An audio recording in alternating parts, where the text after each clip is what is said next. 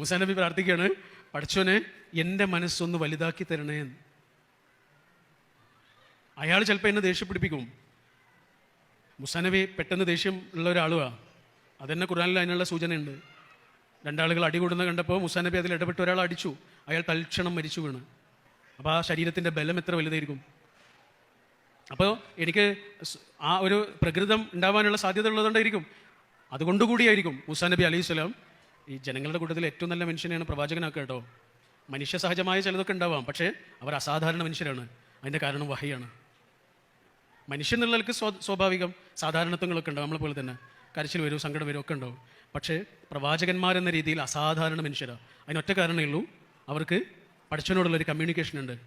അതിൻ്റെ പേരാണ് വഹയ്.